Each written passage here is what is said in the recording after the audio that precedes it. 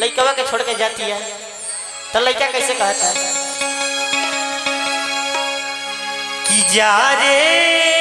हर जाई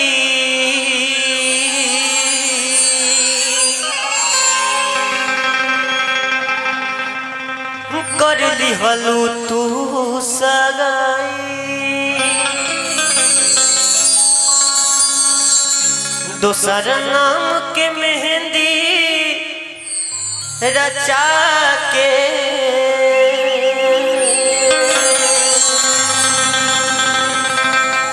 कर दिहलू बेवफाई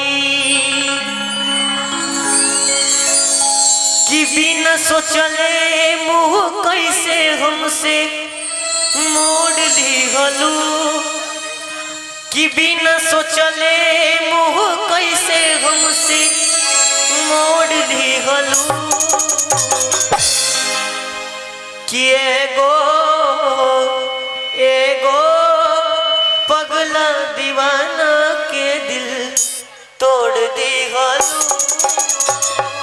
लेकिन भैया लड़का कैसे कहता कि जा रे हर जाई कर दिहलू तू सगाई दोसर नाम के मेहंदी रचा के कर दिहलू बेवफाई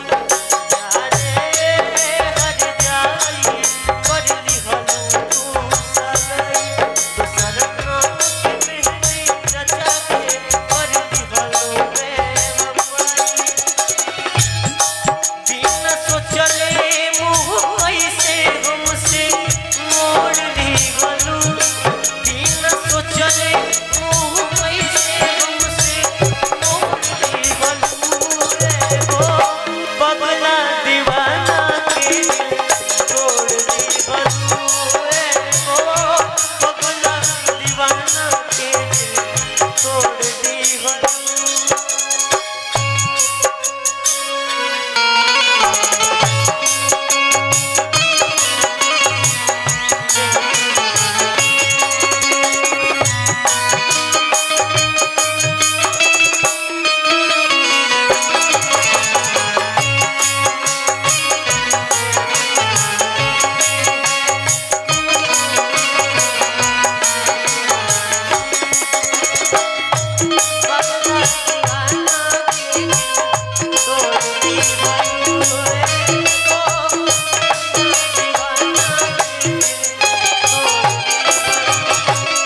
लेकिन भैया लड़किया कैसे कहता जब लड़कियां चली जाती है तो कि झूठ मुस्कान तोहर है भैया एक मिनट कि झूठ मुस्कान तोहर अरे झूठ रहे प्यार हो कि चल गई लुकई के हमारा जिंदगी के बेकार हो चल गई लुकई के हमारा जिंदगी के बेकार हो झूठ मुस्कान तोहर झूठ रहे प्यार हो चल गई लुकई के हमारा जिंदगी के बेकार हो चल गई लुकई के बेकार हो काहे दोसारा से नाता तू जोड़ दिहलू काहे दोसारा से नाता तू जोड़ दिहलू एगो पगला दीवाना के दिल तोड़ दिहलू एगो पगला दीवाना के दिल तोड़ दिहलू।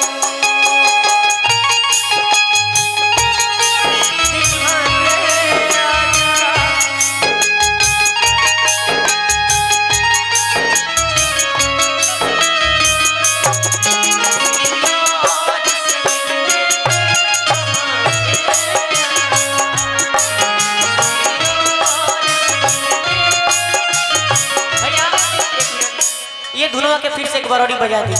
लेकिन सुना जब गाना बाजी और तू अगर हमारा से झूठों प्यार करत हो काहे कि सच्चा तो ना करेलू रोकबो ना करी काहे कि तू धोखा दे के चल गइलू करे अगर झूठा हूं प्यार हो तो करत हो कबू तो प्यार से आके एक बार गाला लग जाई बोल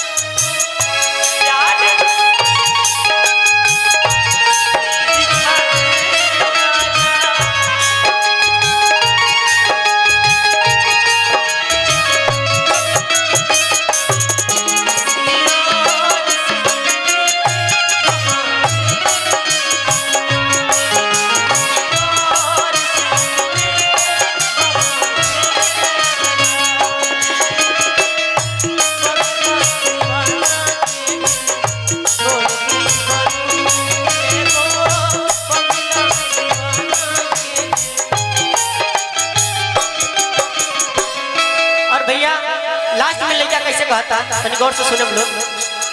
भूत गइला हमर है उम्मीद के बाती अब तो बना ले हम मौत के साथी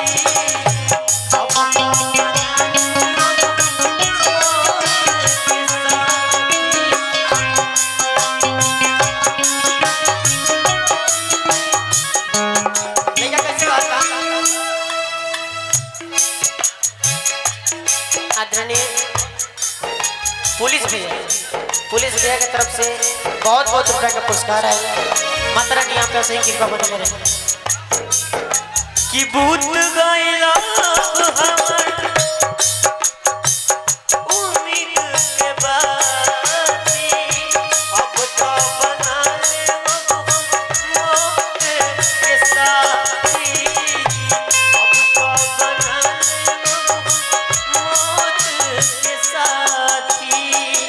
लेकिन भैया लास्ट में लेकर कैसे कहता